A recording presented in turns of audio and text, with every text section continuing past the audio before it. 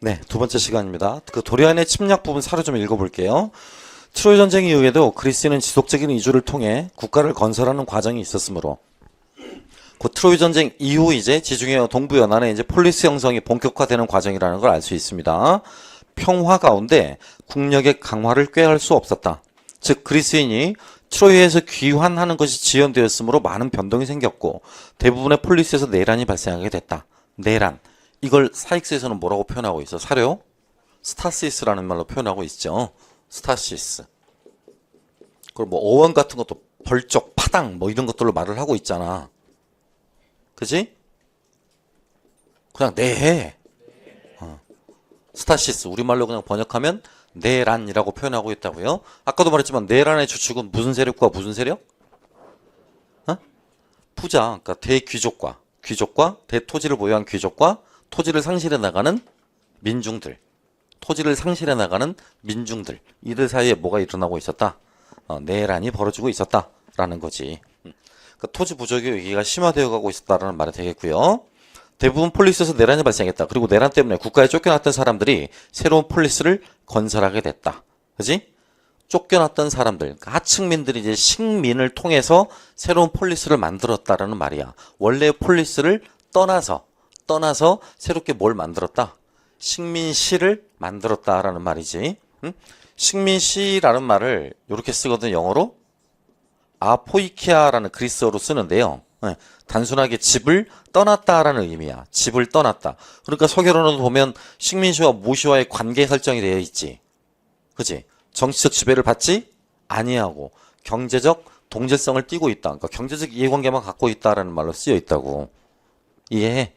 원래 폴리스에서 내란이 발생해서 하층민족이었던 그 민중이나 평민들이 토지를 상실하고 어디로 떠나가는 과정, 또 다른 식민시를 향해 떠나가는 과정, 그래서 그쪽에서 새로운 폴리스를 형성해 나가는 과정을 지금 말하고 있는 거라니까? 알겠어요? 무슨 말인지? 그리고 내란 때문에 국가에 쫓겨났던 사람들이 새로운 폴리스를 건설하게 됐다. 예를 들면 현재 모요티아인은 트로이 함락 60년 후에 테살리아인에게 아르네에 쫓겨났고 일찍이 카도메니아로 불렸던 지금의 모요티아에 거주하게 됐다. 무엇보다도 그들 중 일부는 이곳에 이전부터 있었고 그 가운데 트로이 원정에 원전을 갔던 사람도 있었다. 도리스인은 트로이 함락 80년 후에 헤라클레스 일족과 함께 펠로폰네소스를 점령했다. 곧 무슨 침략이야? 누구의 침략? 도리아인의 침략.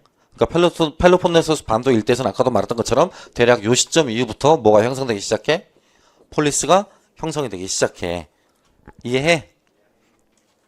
이렇게 오랜 세월을 거치면서 그리스는 영속적으로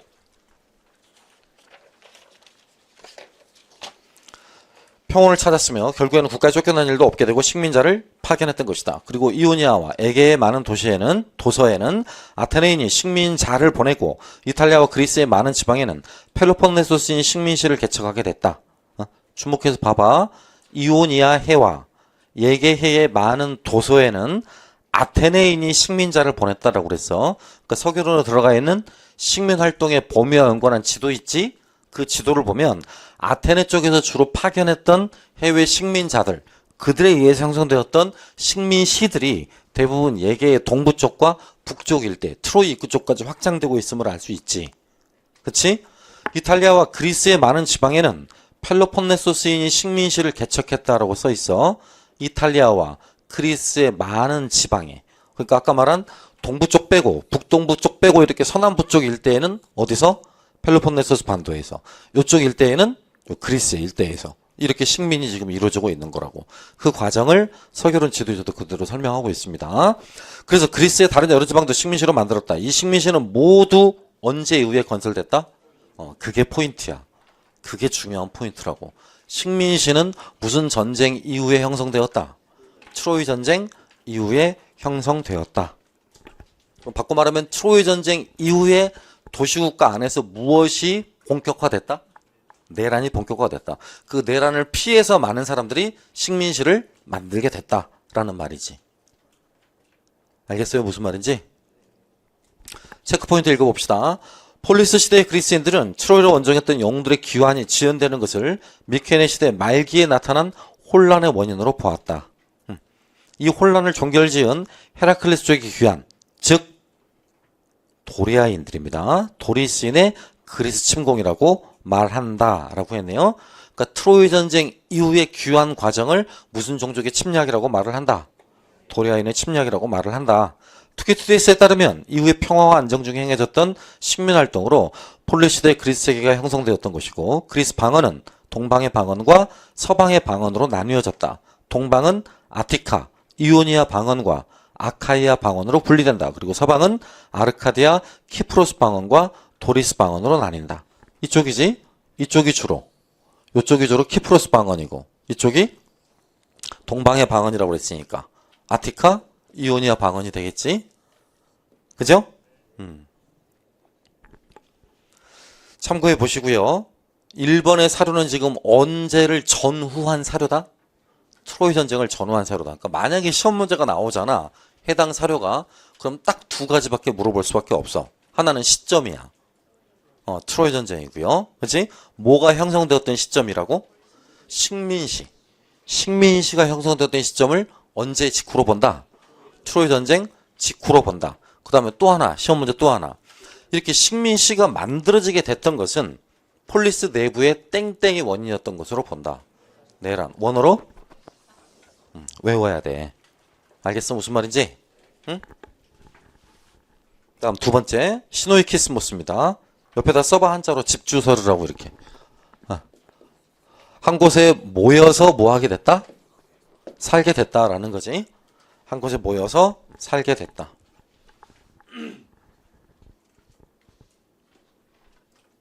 자, 읽어보죠. 시노이키스모스. 이와 같은 전원생활의 관습은 아주 예전부터 다른 사람들에게 덧붙여지면서 아테네의 특징이 됐다. 왜냐하면 키클로프스와 초기 왕들로부터 테세우스 시대까지 계속해서 아티카는 폴리스로 나뉘어 있었고 각 폴리스에는 공회당, 관리가 있었기 때문이다. 그들은 무언가 위험에 처하지 않는 한 왕 아래 모여서 논의하지 않고 각 쟁쟁을 처리하면서 논의를 했다. 그리고 에우로모피스 휘하의 엘레시우스과 엘렉테우스 싸웠던 것처럼 아티카 내부의 폴리스들이 때로는 전쟁을 하기도 했다. 하지만 테세우스가 왕 위에 오르자 지혜와 힘을 과시했고 다른 점에서 아티카 전체를 재편성했다라고 써있네. 그치? 그럼 테세우스 등장 이전과 등장 이후로 이렇게 분수령을 나눠볼 수 있겠지. 그치? 여러 부족이 있었던 것이고 여러 부족 가운데 지금 누가 이끄는? 테세우스가 이끄는 이 유력 부족 하나가 등장을 한 거지. 그러면서부터 또 여전히 나머지 여러 부족들이 활거하고 있는 상황이죠. 그치? 요 다음은 뭐겠어 이제? 요 다음은 여러 부족들이 이합집산에 있고 흩어져 있는 단계라면 이게 유력한 사람을 중심으로 하나로 모여들기 시작해. 그러면 하나의 뭐가 돼? 이렇게 이제 왕국이 되겠지. 그치? 그 권력이 뭐 되는 과정을 말을 하고 있는 거야. 권력이 집중되고 있는 과정을 말하는 거라니까. 이 집중되는 과정을 토대로 해서 아테네의 정치 구조가 형성이 됐을 거 아니야. 아테네의 정치 구조 제일 상위에 누가 있어? 아르콘이 있어. 아르콘. 그치? 맞잖아? 이 아르콘을 배제한 나머지 회의체. 그러니까 이걸 여기만 사람들의 모임도 있잖아. 아레오파고스 회의라는 게 있지? 읽어봐. 아레오파고스. 아레오파고스. 여기 역임자로만 구성이 되잖아. 그치? 이들이 많겠어? 적겠어? 적어. 그러니까 과두제라고 불러. 뭐라고 부른다고? 과두제. 적을 과자에 머리숫자 써서 적은 사람들이 해당 국가의 우두머리가 되어서 나라를 통치해가는 형식이라고. 이해하겠어? 그러니까 요런 단계였겠지. 처음에는 요런 단계. 이런 단계의 대표들이 이런 사람들이 됐을 것으로 추정을 하고 이런 사람들이 퇴임하고 난 이후에 당연히 어디로 몰려들어? 여기로 몰려들어. 여기로. 이해하지? 그러니까 대부분 다 귀족들이었을 거고 대토지를 보유한 사람들이었을 거고 정리하자면 아테네 초기의 양상은 지금 대토지를 보유하고 있는 귀족들의 과두제적인 형태였을 거라고. 아직 뭐로 나아가기 전에 민주적으로 나아가기 전에 말이야. 그러니까 당연히 귀족 지배 체제 하에서 대토지 귀족들은 자연스럽게 토지를 넓혀가게 됐을 것이고 그 과정에서 아까 말했던 것처럼 스타시스가 일어나게 된 거라고. 뭐가? 내란이 일어나게 된 거겠지. 이 사람들과 이보다 하위에 있는 일반 민중들과의 관계에서 대립이 일어나게 된 걸 거라고. 오케이? 오른쪽 것도 한번 봐봐. 오른쪽 페이지 집주 관련 사료 호메로스의 오디세이 안에 들어가 있는 건데요.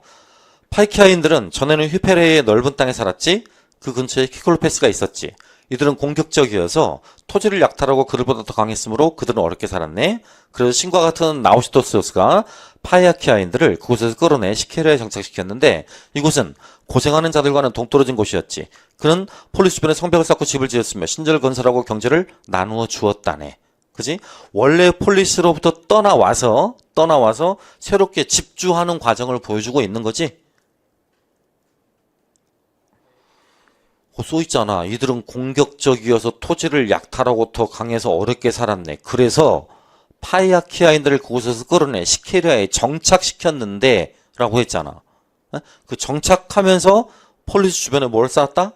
성벽을 쌓았다. 그러니까 전형적인 집주의 과정을 말하는 거지. 성체 국가설을 말하는 거라고. 이해해? 호메로스의 오디세이아 안에 나와 있는 사료라고. 그지? 힌트 봐봐. 서계론을 보면 오디세이아, 일리아드와 오디세이아가 만들어졌을 것으로 추정되는 시점은 BC 몇 세기? 8세기. 사회상은? 그 안에 담겨져 있는 사회상은? 동시기, 그보다 앞선 시기. 10세기 초, 9세기 말 이런 상황을 담고 있을 거다라고 하고 있지. 시기는 몰라도 돼. 이건 알아야 될 거 아니야. 일리아드와 오디세이아 안에 담고 있는 시대상은 암흑기의 혼란한 시대상을 알려주는 유일한 단서이고 등불이라고. 그지? 그러니까 암흑기 초기야, 초기. 암흑기 초기 양상이라고. 아까 이때부터가 암흑기라고 했잖아. 이해해? 그럼 대략 일리아드 오디세이가 만들어졌을 것으로 추정되는 시기가 요 때를 전후한 시기라니까? 그럼 요 앞선 시기일 거 아니야. 그치? 그러니까 그 시기의 생활상을 그대로 보여준다라는 측면에서 집주가 이루어지고 있던 시기가 지금 아까 사익스에서 대략 1000년경이라며. 폴리스가 형성되고 있는 시기가. 그러니까 이 시대의 사회상을 지금 보여주고 있는 거라니까? 이해하겠어? 그 다음 투키디데스 펠로폰네소 전쟁 사안에 들어간 내용입니다. 먼 옛날부터 사실 이것은 다른 사람보다 아테네인들에게 더 적합했다. 왜냐하면 케크롭스 시기와 초기 왕들로부터 테세우스 시기까지 아티카 사람들은 언제나 폴리스에 살았기 때문이다. 그들은 제각각 나름의 건물과 관리법을 가지고 있었다. 만약 공통의 위협이 없었다면 왕과 더불어 협의에 참여하지 않고 각 폴리스가 나름의 결정에 따라 스스로 통치했을 것이다. 실제로 이 공동체들 때때로 아테네와 전쟁을 벌이기도 했다라고 써있네요. 이때 말하는 이 공동체들이 나중에 결국에는 이런 자리들을 차지하게 되는 사람들을 염두에 두고 있는 거 아니겠어? 그 공동체 수장들이? 이해해? 응? 예를 들면 에올포스와 엘레우시우스 같은 사람들은 에렉테우스 왕과 전쟁을 벌였다. 그러다가 테세우스가 왕위에 올랐다. 능력이 있을 뿐 아니라 지혜로웠던 테세우스는 적절한 근거에 따라 코라, 거주지를 재편성했고 폴리스들이 각각 협회와 정부를 두고서 난립하는 상태를 타개했다. 그의 이런 계획에 따라 지금과 같은 하나의 폴리스가 생겨났다. 그럼 이런 거 아니야. 요 정도 소규모 폴리스들이 서로 대립하고 싸우다가 이제 하나의 폴리스로 통합되어 가는 과정이지. 그러니까 이것도 또 다른 집주의 형태 가운데 하나라고. 아까 첫 번째 유형의 집주는 원래 폴리스가 있었는데 여기로부터 쫓겨나서 새롭게 폴리스를 건설하는 경우라면 여기는 몇 개의 폴리스들이 하나로 합쳐져서 거대 폴리스가 되어가는 과정을 말하고 있잖아. 두 가지 다 무슨 설? 집주설, 시노이 히스모스를 반영한 거라고. 알겠습니까? 아리스토텔레스의 정치학에 나와 있는 사료야. 이 장소 발의 아래쪽에 아고라를 건설하는 것이 마땅하다. 이 장소가 어디겠어 그러면? 아크로폴리스야. 신전이라고. 아고라를 건설하는 게 마땅하다. 이 같은 종류를 테살리아에서는 사람들이 공동으로 사용하고 이곳을 자유의 아고라라고 부른다. 이 장소에서는 어떠한 팔 것도 있어서는 안 된다. 아르콘이 소원하지 않는 한 어떤 수공업자가 농민들 또는 이런 불에 속하는 기타 사람들도 입장하지 않게 하는 것이 마땅하다. 한편 매매의 아고라. 위에서 말한 무슨 아고라? 자유의 아고라. 아마 자유의 아고라는 정치나 행정의 중심적 기능을 수행했을 것으로 추정되고 밑에 매매의 아고라는 시장의 기능이었겠지. 시장, 교환, 상업, 시장의 기능이었겠지. 매매의 아고라는 이와 달라야 한다. 그런 아고라와 별도로 있어야 하며 바다에 전해지고 농촌에서 오는 모든 것 집결하기에 유리한 장소가 되어야 한다라고 쓰여 있네요. 그렇죠? 그러니까 아리스토텔레스의 정치학을 토대로 해서는 폴리스가 어떻게 확장되는가를 말을 하고 있어. 아크로폴리스 내려와서 어디로? 아고라로 팽창해가는 과정을 말을 하고 있는데 그 아고라의 종류를 두 개로만 보고 있는 거지. 정치적 중심지의 아고라와 또는 시장적, 경제적 중심지의 아고라로. 이해해? 체크포인트 읽어봅니다. 폴리스 형성의 구체적 과정은 시노이키스모스. 한글로 번역해봐. 읽어봐. 시작. 모여살기 운동. 시작. 시노이키스모스. 한자로 집주로 표현된다. 아리스토텔레스의 용어에 따르면 다수의 촌락이 하나의 폴리스로 통합되는 것이다. 중요하니까 거기 굵고시로 써놨겠지? 그지? 아리스토텔레스의 용어에 따르면 다수의 촌락이 하나의 폴리스로 통합되는 것, 거기에 밑줄을 긋고 그에 해당하는 용어를 쓸 것이라고 할 수 있겠지? 그럼 뭐라고 쓰면 돼? 시노이키스모스 또는 집주 또는 그러니까 시노이키스모스가 집주라는 말이지 집주설이라는 말이 아니잖아. 집주에 관계된 이야기라는 게 집주설이겠지. 집주의 형태가 한 가지가 아니니까. 그러니까 집주설이라고 쓰면 정답이 오답이야. 오답이야. 시노이키스모스 그러면 집주라고만 쓰는 거라고. 응? 아니면 한글로 거기 쓰는 것처럼 뭐라고 쓰든가. 모여 살기. 모여 살기가 싫잖아 기분이. 그럼 뭐 떼지어 살기. 뭐 한 대 살기 이렇게 써도 상관없고. 알겠지? 아무튼 집주설 이렇게 쓰면 안 된다고. 응? 분명히 말씀드렸습니다. 틀린 답이라고. 집주설이라고 쓰면 딱 두 글자로만 쓰는 거라고. 무슨 과정? 집주의 과정을 말하는 거다. 응? 실제로 주민의 이동, 즉 집주가 있고 작은 공동체가 보다 큰 폴리스 공동체로 통합되는 사례도 많이 있었고 8세기 후반에 코린토스 주변부의 인구가 감소했던 것도 그 사례로 해석할 수 있다. 코린토스 주변부의 인구가 감소를 해. 그럼 나머지 지역으로 갔거나 코린토스 내부로 합쳐졌거나 이렇겠지. 그치? 8세기의 상황이다 그러면 도자기 판매로 유명했던 코린토스의 상권이 서서히 밀려나기 시작할 때야. 어디로부터? 아테네로부터. 그 뒤에 보면 코린토스 지도 나와 있는 거 보이지?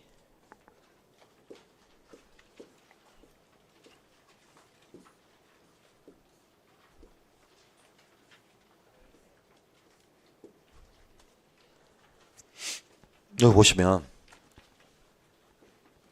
이거 예전에 제가 썼던 사료학습에 썼던 지도 말고 지도가 똑같으면 또 실증 날 것 같아서 바꿨는데 미리 이거 보고 말합니다. TVN 그 여행 가는 프로그램 있잖아. 그 프로그램에서 캡처해온 거예요. 성의 없이 했다 또 오해하지 말고 예전에 수업 자료로 나간 바가 있어서 동일한 자료로 또 나갈 수 없어서 만든 것 뿐입니다. 응? 여기 봐봐. 원래 아테네와 그 이외의 지역으로의 식민 교역 관계가 이렇게 우회로를 따랐어. 이렇게. 네. 여기가 어디냐? 마그나 그라키아. 이탈리아로 오면 안 되고 마그나 그라키아지. 누가 살고 있는 지역? 그리스인들. 마그나가 광대하다는 뜻이라고 했잖아. 그라키아가 그리스인의 식민지, 그리스인의 후손들이라는 뜻이라고 그랬고.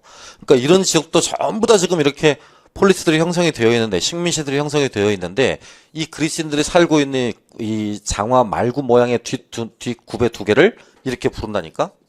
마그나 그라키아라고 불러.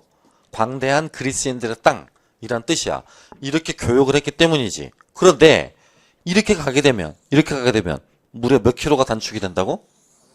이렇게. 그치? 그러니까 코린트 운하를 끼고 있는 이 코린토스 운하를 끼고 있는 코린트의 지정학적 중요성이 시간이 갈수록 어때? 높아질 수밖에 없지. 그죠? 그러니까 대외 무역, 해운 산업, 도자기 산업이 그 어느 때보다 발전했던 도시가 코린트야. 코린토스라고. 대략 언제까지가 굉장히 전성기냐? 8세기 무렵까지가 굉장히 전성기야. 이해합니까? 이제 그런 내용들을 염두에 두고 지금 쓰는 거라고 거기. 그리고 아테네인과 같이 정치, 종교적 여러 제도와 시설을 도시 중심부에 통합하는 신폴리테이아. 읽어봐. 시작. 신폴리테이아. 뭐 통합운동? 폴리스 통합운동에 의해 폴리스가 형성되는 경우도 있었다라고 써있네요. 그쵸? 다수의 폴리스가 하나로 합쳐지는 경우도 있었고, 그치? 도시 중심부의 모든 폴리스의 기능을 융합한 신폴리테이아가 형성되는 경우도 있었다라고 쓰여져 있습니다. 오른쪽 체크포인트 2. 우선 폴리스의 기본 구조를 보면 대체로 시내가 있고 코라라고 불리는 무슨 지역? 농촌 지역이 있어요. 이렇게 그리는 거지. 시내. 여기가 주변이 농촌인데 요 지역을 뭐라고 불러? 코라라고 부른다고. 그러니까 항상 이 지역을 재편성했다라는 말이 나와. 코라를 재편성했다라는 말이 나온다고. 그러면 농경지를 뭐 했다? 재분배했다. 농지를 재분배했다. 재분배가 자의일 것이다? 타의일 것이다? 타의겠지. 그게 밀려나는 과정일 테니까. 대토지 귀족들에 의해서 이 코라의 일정 점유지를 갖고 있던 대토지 보유 귀족들이 이 지역을 경작하고 있는 농민들을 몰아낸다니까? 그럼 이 사람들이 몰려냄을 당해서 또 다른 지역으로 가서 뭘 세워? 식민시를 세운다고. 이게 새로운 유형의 폴리스이기도 하다는 거고. 알겠어? 무슨 말인지? 응? 코라였습니다. 기억해야 돼. 농촌지역 뭐라고 부른다고? 농촌지역 뭐라고 부른다고? 농촌지역 뭐라고 부른다고? 간혹 영토의 비교적 큰 촌락, 영토의 비교적 큰 촌락, 코메가 있는 경우도 있다. 시내 중심부의 가장 높은 곳에는 성체 혹은 산체 기능을 하는 아크로폴리스가 있다. 피난처 구실을 하는 곳이다. 또 정치적 권위의 상징이었다. 왜? 전복을 행하는 장소잖아요. 그렇죠? 나라의 국운을 건 전쟁이라든가 나라의 위기, 그러니까 풍년이나 흉년 이런 것을 할 때 신의 뜻을 물어 점치는 곳이야. 곧 땡땡 장소라고. 신탁 장소야. 뭐? 신탁 장소라고. 신탁 장소. 그래서 아크로폴리스를 한자로 뭐라고 부르기도 해? 어? 뭐라고 불러? 성소라고 부르기도 해. 성소. 신의 뜻을 묻는다니까? 신탁기구지. 신탁기구. 신탁장소이기도 하고요.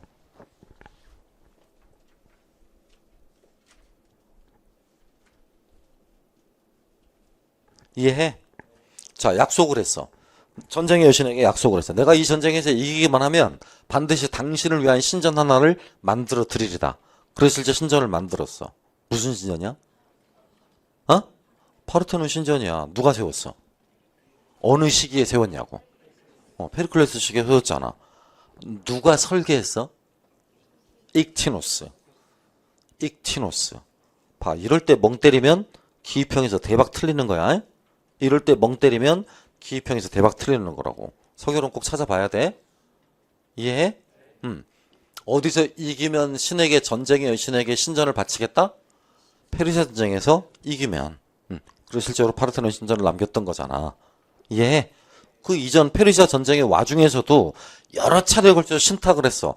가장 대표적인 신탁이 육지에서 전쟁을 할까요? 바다에서 전쟁을 할까요? 그지? 그래서 살라미스 해전의 결정 여부를 물었던 것도 신탁이었어. 이해해? 이렇게 대외적으로 국운을 건 전쟁이 있었을 경우에 대표적으로 신의 뜻을 물어 점치는 것이 일반적인 관행이었다고. 두 글자로 뭐라고 부른다고? 신탁. 어디의 기능이라고? 아크로폴리스의 기능이라고. 한자로 성스러운 장소. 뭐라고 불린다고? 성소로 불린다고. 알겠나요? 계속 읽습니다. 피난처, 쉘터 구실을 하는 곳이자 정치적 권위의 상징이다. 이렇게 보면 폴리스는 농촌을 포함하고 있으므로 단순하게 도시로 볼 수도 없다. 그러니까 시티 스테이트라는 표현은 잘된 거다, 잘못된 거다. 잘못된 거다. 오히려 자급자족의 기반을 갖춘 독립적인 세계로 볼 수 있다. 폴리스는 또한 주민의 성격에 따라 상이한 구조를 가졌던 것으로 보인다. 예를 들어 아테네는 시노이키스모스에 따라 폴리스가 형성된 것으로 알려져 있다. 신, 함께라는 말과 오이코스, 집 또는 혈족, 가게 이런 말의 합성어로 흔히 집주라고 번역된다. 집주 현상은 전에는 별도의 집단이 가단위로 분산되어 살던 그리스인들이 일종의 제사 공동체 성향을 공유하면서 요새나 성체를 중심으로 결속화된 과정을 보여준다. 두 번째로 스파르타 같은 경우는 강력한 군사력으로 원주민을 복속 지배하면서 시민 간의 군사적 결속을 강화하면서 폴리스 형성됐다. 이 시민들을 뭐라고 불러? 시민들, 스파르타의 시민들을 뭐라고 부르냐고요. 응?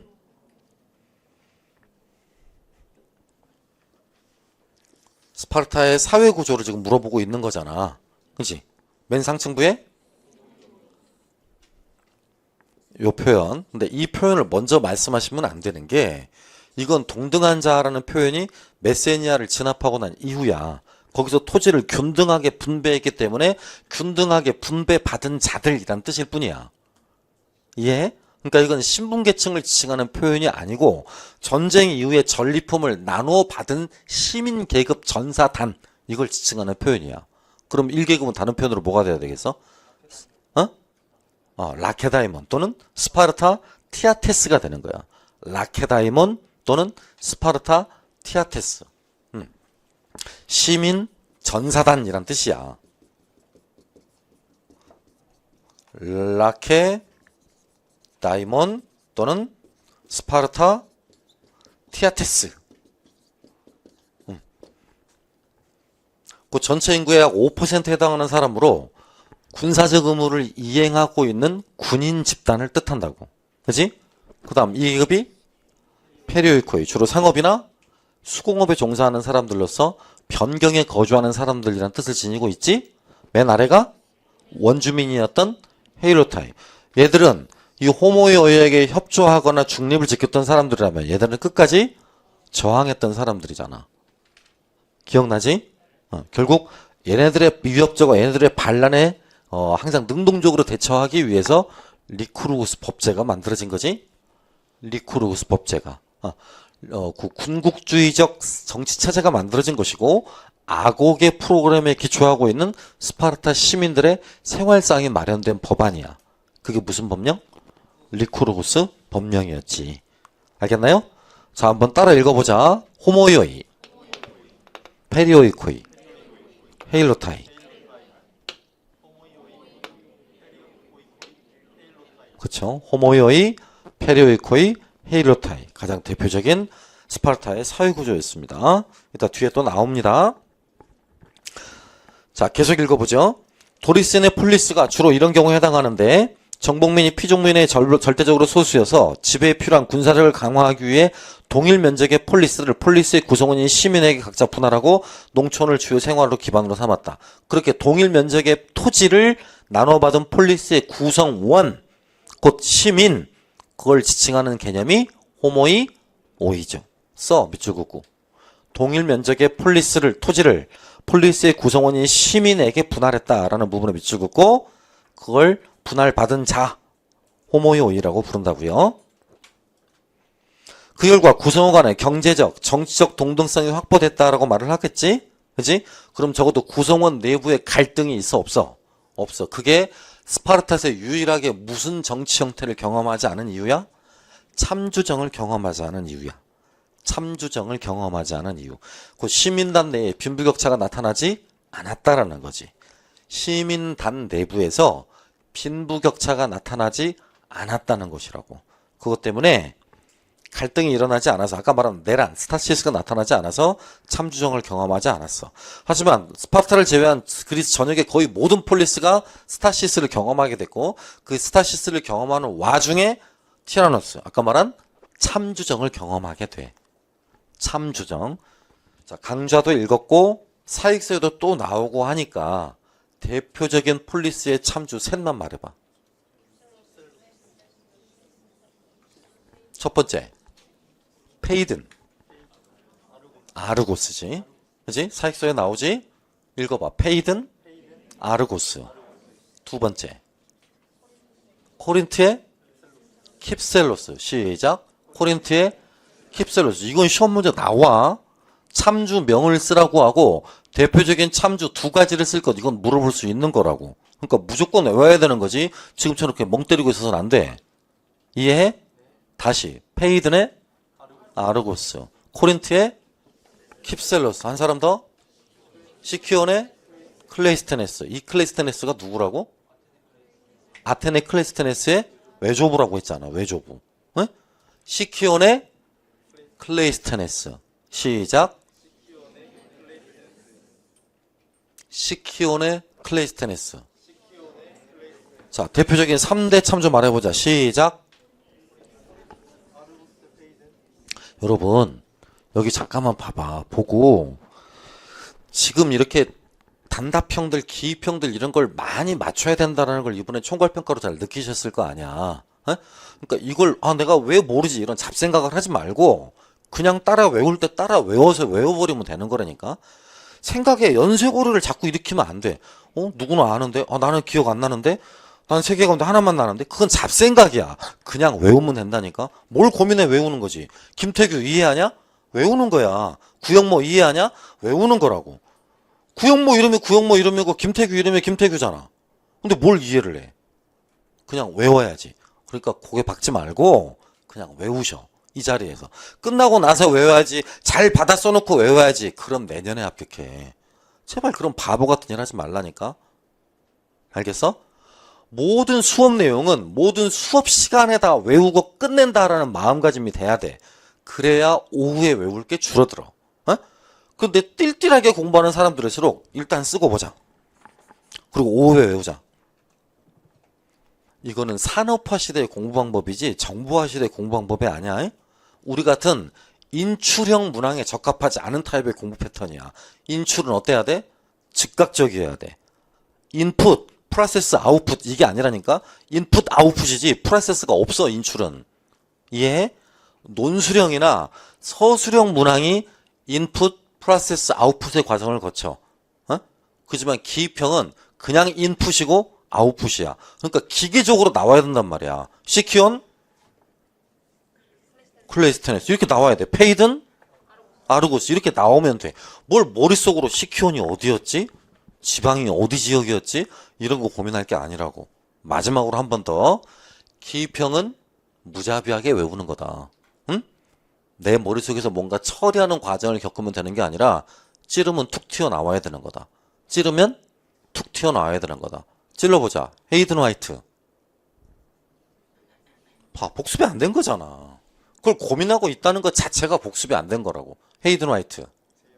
재현. 또 구성. 그래, 시험 봤으니까 나와야지. 시험 보고 혼자 복습했다며. 그런데 즉각적으로 안 나오잖아. 좀 고민해야 나오잖아. 그런 건 틀려. 100% 틀려, 시험에. 그러니까 그러면 안 된다니까. 그냥 찌르면 나와야 돼. 그냥 찌르면. 한 번 더 찔러볼게. 헤이든, 시키온 이렇게 나와야 된다니까. 알겠지?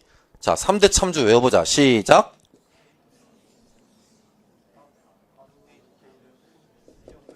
페이든의 코린트의 킵셀로스. 킵셀로스. 킵셀로스. 코린트잖아. 코린트. 얼마나 외우기도 좋아. 그치? 응? 페이든의 아르고스. 그 다음 시키온의 클레이스테네스. 이렇게 외우는 거야. 기계적으로. 알겠죠? 어? 마지막으로 한 번만 말할게. 이런 건 실력이 아니다.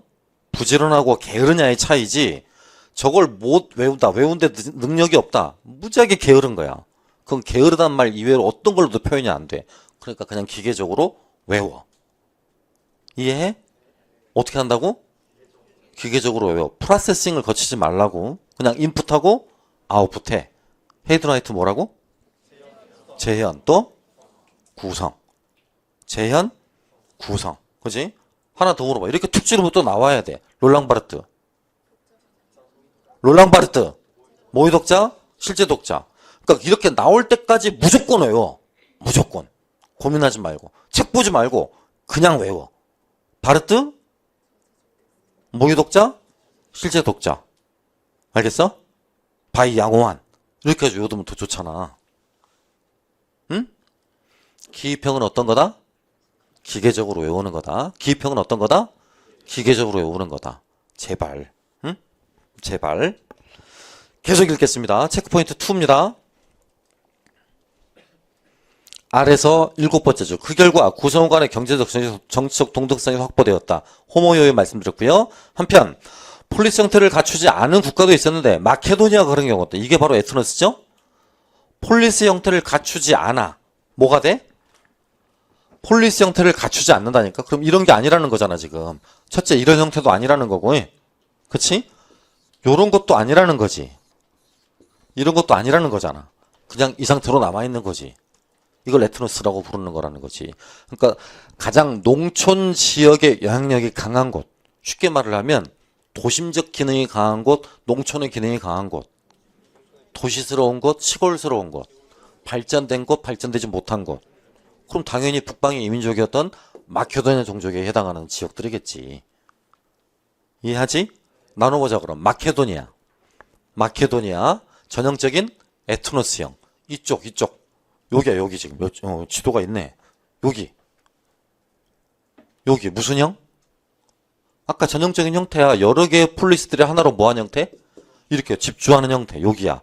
그 다음 아까 지중해 동안부, 동부 지중해. 이오니아 쪽. 이오니아 쪽. 새롭게 만들어진 거라니까? 이렇게 돼 있는데 이렇게 나가서 이렇게 만든 거라고. 이해해? 다 봐서 아는 것들이잖아. 한 번만 더 정리해보자. 한 번만. 요 북방에는 여기 무슨 형? 이런 형태라니까. 에트로스형이야. 농초만 남아있는 형태. 여기는? 요런 거라고, 요런 거. 이런 거 하나로 통합되어 가는 형태. 그래서 이게 중심부 기능이 이제 팽창해 나가는 거지, 이렇게. 그지? 요쪽은 어떻다고? 에오냐 동방은?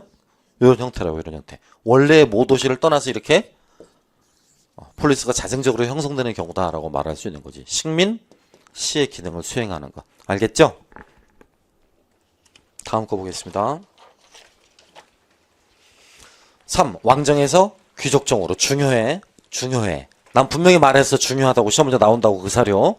9명의 아르콘이 모두 함께 있었던 것은 아니고 왕은 프리타네온 가까이에 있는 지금은 무코레온이라고 불리는 곳을 차지하고 있었다. 그 증거로 지금도 역시 그곳에서 왕의 부인과 디오니소스와 대면하고 결혼의식이 거행되고 있었다. 뭔지는 모르지만 어쨌든 중심부 기능이라는 걸 알겠지? 프리타네온 가까이에 있는 지금은 무코레온. 뭔지 몰라. 근데 폴리스 내부에 굉장히 중심적 지능, 중심적 위치를 차지하고 있을 것이다라고 짐작해 볼 수 있어. 아르콘은 프리타네온을, 폴레마코스는 에피게리온을 차지한다. 그것은 예전에 플레마이온으로 불렸지만 에피코로스가 플레마르코스 제임스에 세워져 직접 정비한 것에 유래한 에피테리케 이온으로 명명되었다. 테모스테타사에는 테모스테테 이온을 차지했다. 하지만 솔론 시대에는 모두가 테스모테테 이온에 모였다. 그들은 재판의 최종 결정권을 가지고 오늘날처럼 예심만 하는 것이 아니었다. 관리에 대해서는 이상과 같았다. 아레오파고스웨이의 임무는 법률을 옹호하는 것이었지만 국정의 가장 크고 중요한 부분을 관리하고 질서를 문란하게 하는 사람을 모두 처벌해서 벌금을 부과하는 권한을 가졌다. 아르콘의 선임은 문벌과 부에 기초하였는데 아레오파고스웨이 의원이 아르콘으로부터 임명되었기 때문이다. 바꿔 말하면 아르콘 역임자들로 구성이 되어 있기 때문이다라는 거지. 그런데 직책들 중에 아르콘의 직책만이 지금까지 종신직으로 남아있다라고 표현했네요. 그치? 뭘 말하고 있는 것 같아, 사료가? 응? 사료 제목을 봐봐. 왕정에서 귀족정으로라고 말을 하고 있잖아. 이렇게 나가야 될 거 아니야. 왕정에서 귀족정으로, 귀족정에서 이렇게 나아가야 될 거 아니야. 그치? 중간에 잠깐 뭘 거친다 하더라도, 이걸 거친다 하더라도. 그래서 지금 이 식의 사료는 어디로 나가는 과정이야? 여기로 나가는 과정이야. 알다시피 우리 시험 문제 출제되었던 사료들은 대부분 다 일로 넘어가거나 일로 넘어가는 과정이 사료들이었거든. 그치? 정치 개혁가들이잖아. 뭐 솔론이 나오거나 클리스테네스가 나오거나 페리클레스가 나오거나 하는 부분들은 다 이쪽 부분들이지. 출제될 만큼 출제된 거 아니야. 그치? 그러니까 출제 빈도가 약한 부분은 여기지, 여기. 여기서 일로 넘어가는 시기. 이 사료라는 말이야. 그러니까 이 사료 내용이 나오면 그냥 기계적으로 아테네 정치 구조의 변화가 뭐에서 뭘로 넘어가는 과정이다. 왕정에서 귀족적으로 넘어가는 과정이다. 그리고 달리 말을 하면 원래 아르콘이 왕정적 요소였는데 이들을 역임했던 자들의 모임인 아레오파고스웨이로 가면 무슨 정의 산실이 돼? 귀족정의 산실이 돼. 아레오파고스웨이가. 당연히 그렇지 않겠어? 귀족들의 협의기구라니까 아레오파고스웨이가. 아르콘직을 역임했던 사람들의 회의체라고. 이해해?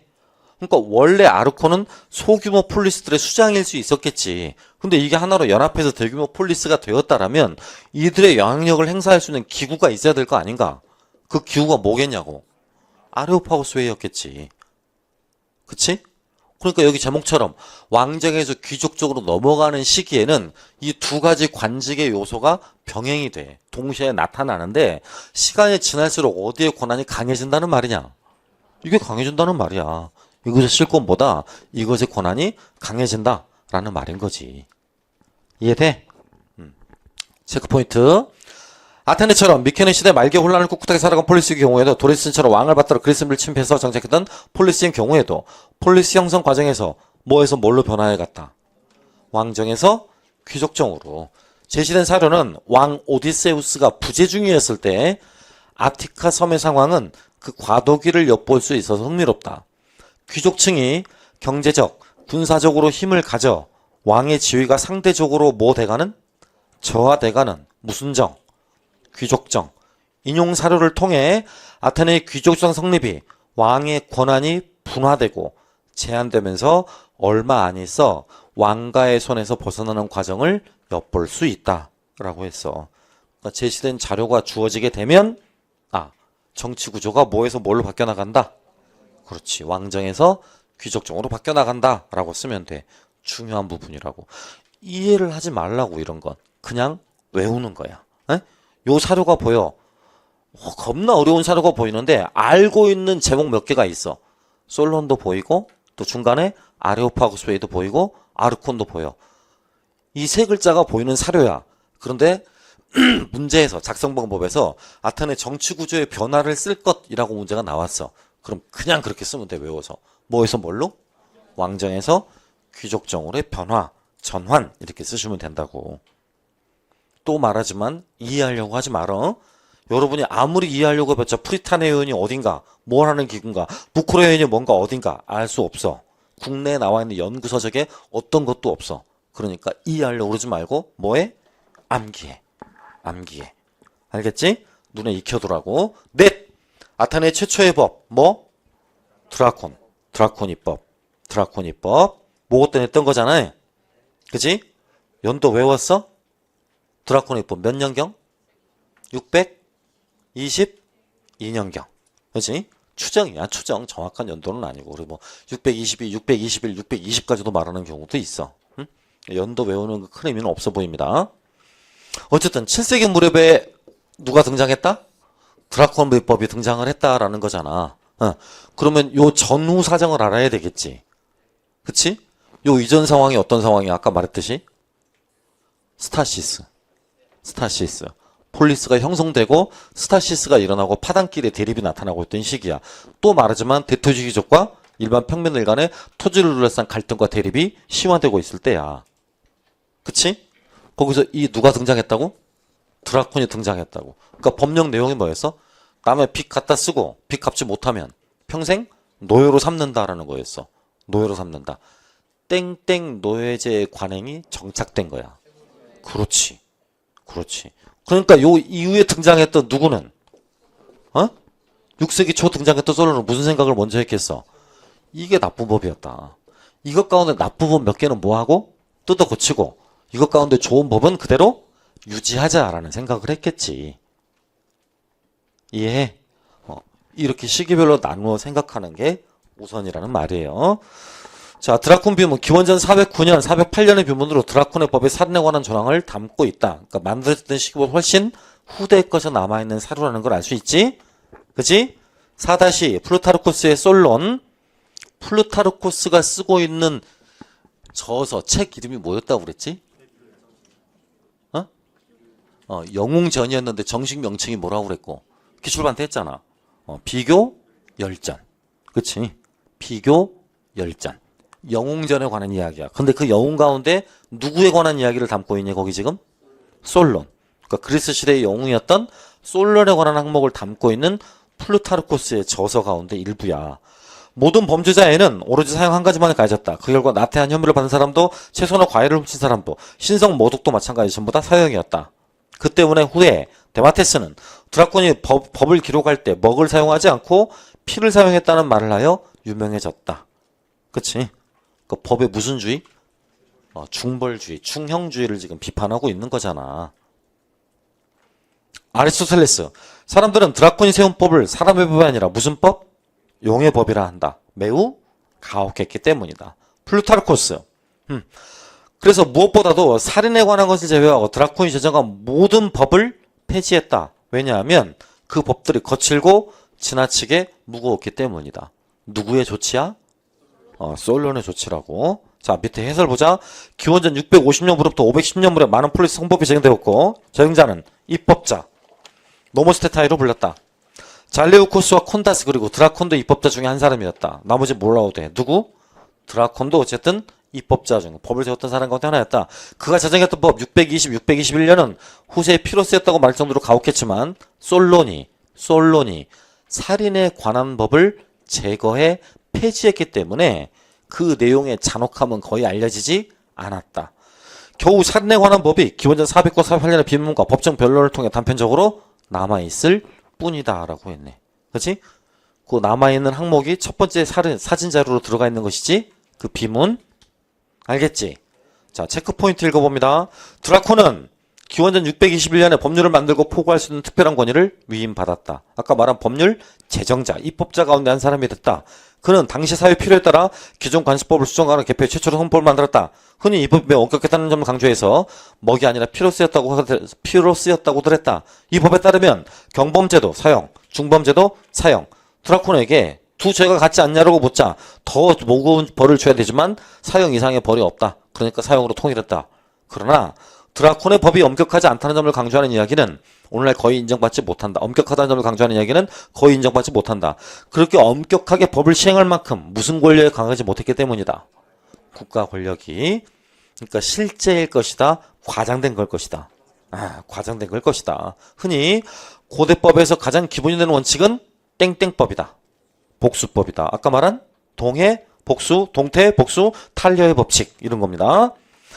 복수법에 따르면 일반적으로 살인의 경우 피살자의 가족이나 친지가 가해자에게 복수의 책임을 지는 것이 인정된다. 드라콘의 법이 제정되기 10여 년 전인 기원전 632년 일부 세력들이 아크로폴리스를 점령해서 그 당시 정부를 전복하려는 시도를 일으켰다. 그 시도를 일으켰던 주 인물이 킬론이다. 킬론. 그치?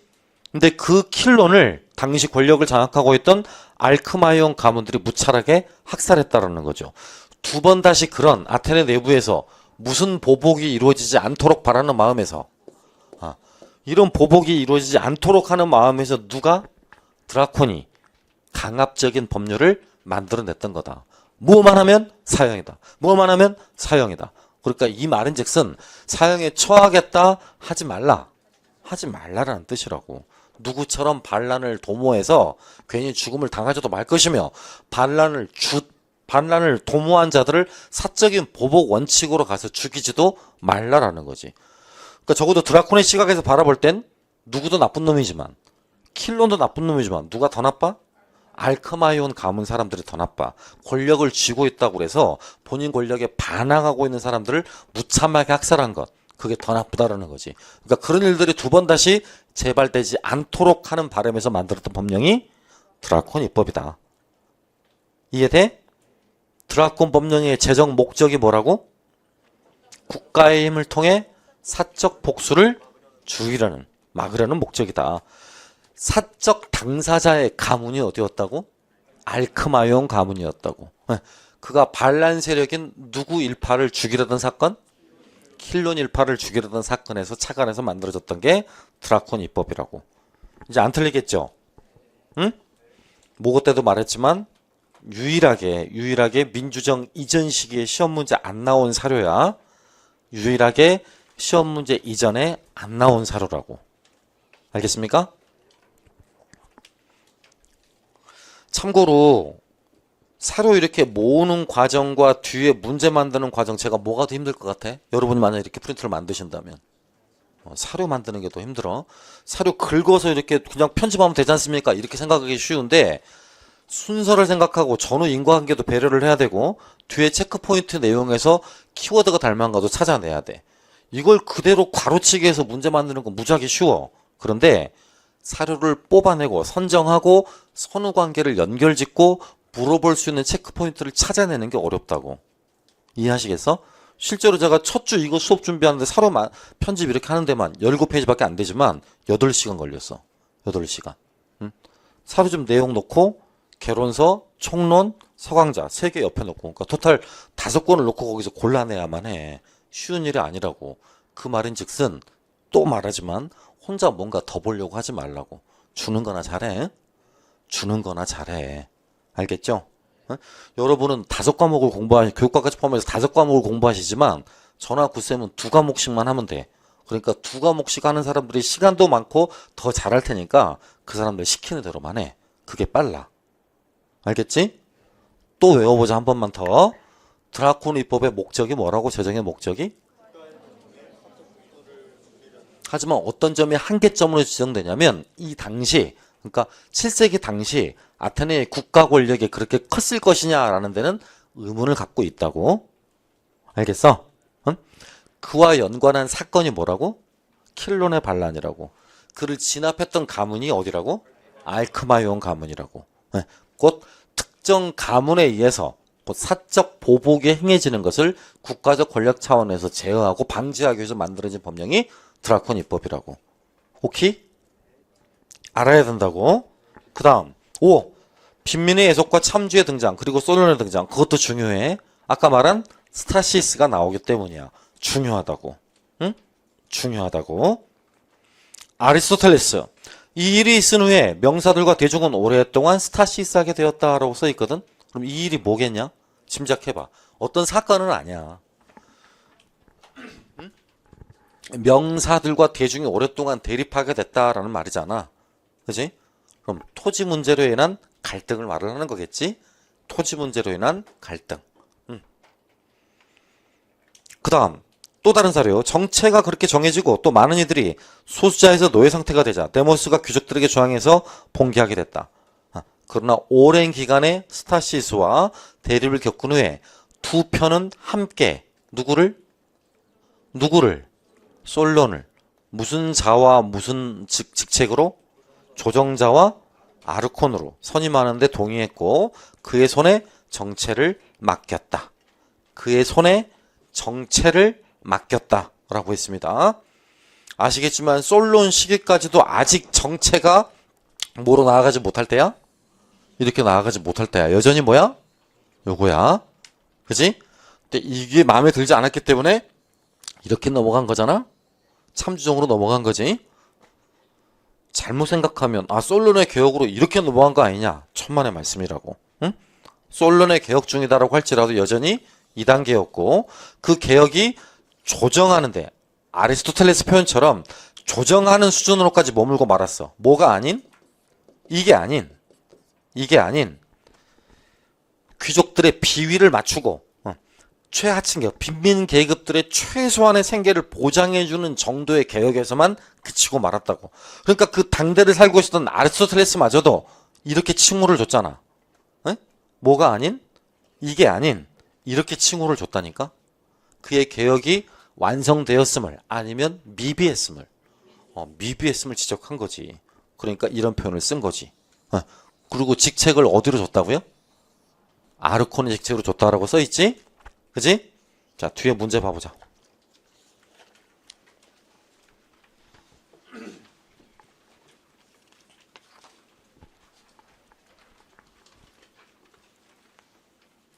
칠 번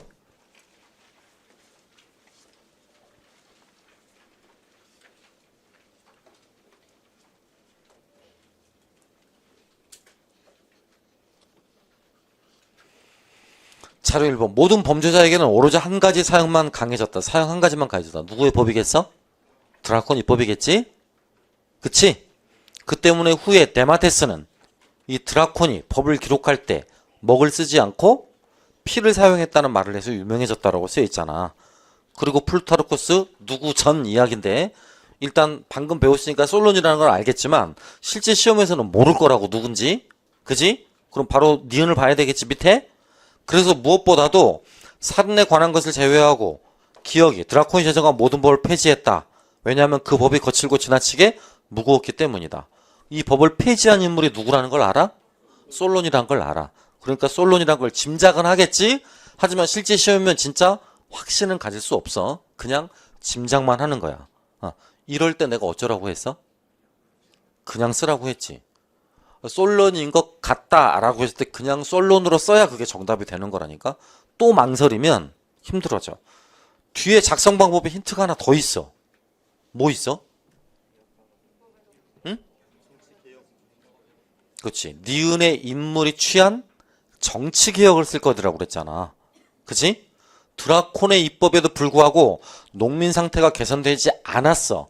그러니까 등장한 인물이 누구라는 걸 알아? 솔론이라는 걸 알아. 솔론이라는 걸. 그럼 솔론이 취한 정치개혁을 두 가지만 쓸 것이라고 했잖아. 그지? 그럼 솔론이 취한 정치개혁, 그러니까 경제개혁은 하부인들, 그 평민들을 위한 조치였었고, 정치개혁은 상부인들, 귀족들에게 그 제약을 가하기 위한 조치였던 거잖아. 가장 큰 문제가 그 귀족의 대토지 독점에 따른 그 귀족 가진 자와 빈자 간의 사회적 갈등 문제라며. 그러니까 첫 번째 정치개혁을 착수했다고 그러면 어떤 세력들이 갖고 있던 정치 권력을 해산시켜야 돼. 얘네가 갖고 있던 정치 권력의 특혜나 독점권을 해산을 시켜야 되겠잖아. 그지? 그럼 저들에게 몰려있던 권한이 뭐였는데? 원래 아테네는 몇 개 부족이 있었다고? 응, 4개의 부족. 이 4개의 부족이 요렇게 있었으면 4개의 부족이 힘이 다 똑같겠어? 힘의 강성의 차이가 있겠어?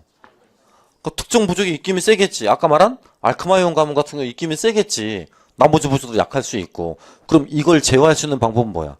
여기서 100명, 여기서 100명, 여기서 100명, 여기서 100명 뽑아. 그지?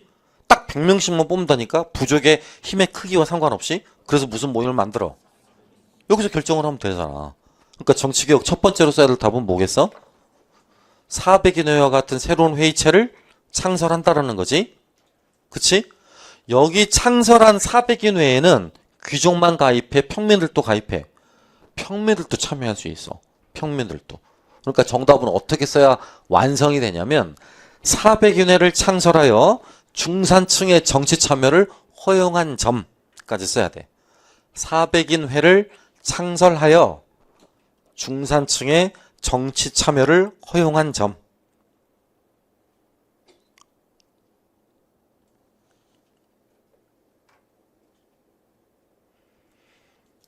(400인회를) 창설하여 중산층의 정치 참여를 허용한 점. 또 솔론의 개혁 가운데 알고 있는 게 뭐 있어? 시민법정, 헤일리아라고 불렸지. 시민법정을 설치했던 것은 재판 과정에서 무슨 제도를 마련하기 위한 것이야? 배심원 제도 마련하기 위한 것이지. 그러니까 정확히 붙였어야 돼. 시민법정을 창설하여 배심원 제도를 마련한 점. 시민법정을 창설하여 배심원 제도를 마련한 점. 시민법정을 창설하여 배심원 제도를 마련한 점. 이때 시민법정은 어떤 기능을 수행을 했어? 원래 재판권은 누가? 아르콘이 쥐고 있거든. 근데 이 아르콘이 내린 결정에 불복을 하잖아. 그러면 항소를 해야 되겠지. 그 항소를 위한 항소기구가 뭐였어? 시민법정이었어. 아르콘의 결정이 불법적이다 또는 나는 만족할 수 없다 라고 해서 불복한 자들이 항소를 하기 위해서 만들었던 기구. 그러니까 아까도 말했지만 모든 이런 기구들은 귀족이 주도해 평민층이 참여해? 평민층이 참여한다니까? 그러니까 훨씬 귀족들의 권한에 제약이 가해지는 거지. 주 구성원들, 만들었던 이런 단체나 조직들의 주 구성원들이 귀족이 아닌 누가 되는 거니까? 평민이 되는 거니까. 이해해? 그냥 내라고 해주면 안 돼? 하나 더 쓰면, 두 가지만 쓰라고 했지만 하나 더 쓰면, 솔론의 개혁 가운데 하나 더 쓰면, 하층 계급들에게, 시민 계급들에게 민회 참석권이야. 결정권이 아니고 민회 출석권을 줬다라는 거지. 민회 참석권을 부여했다라는 거. 서양사 총론 107쪽에 보면 나와. 디테일한 부분 알고 싶으면 그 부분 한번 읽어보시고. 자, 8번도 똑같은 문제야. 읽어봐. 이 일이 있은 후에 명사들과 대중은 오랫동안 스타시스했다. 기억의 의미가 무엇인지 당시의 사회상을 고려하여 쓰고 오라고 그랬어. 사회상을 고려해. 기억의 의미가 무엇인지 쓸 거 잃어버리면 분명히 파당, 벌족 간의 싸움, 다툼, 내란 이렇게 쓸 거기 때문에 조건을 달았지. 당시에 사회상을 고려하여 쓸 것이라고. 그럼 뭐를 써야 되겠어? 귀족과 평민의 대립, 귀족과 평민의 대립 또는 부자와 가난한 자의 경제적 예속. 그냥 쉽게 그렇게 외워. 귀족과 평민의 대립이라고. 알겠습니까? 스타시스가 뜻하는 바가 뭐라고? 귀족과 평민의 대립을 말하는 거라고. 기업과 같은 현상의 근본적인 원인, 그런 귀족과 평민의 대립의 근본적인 원인, 토지 소유를 둘러싼 부자와 빈자, 그들 사이의 관계가 악화됐기 때문이지. 그치?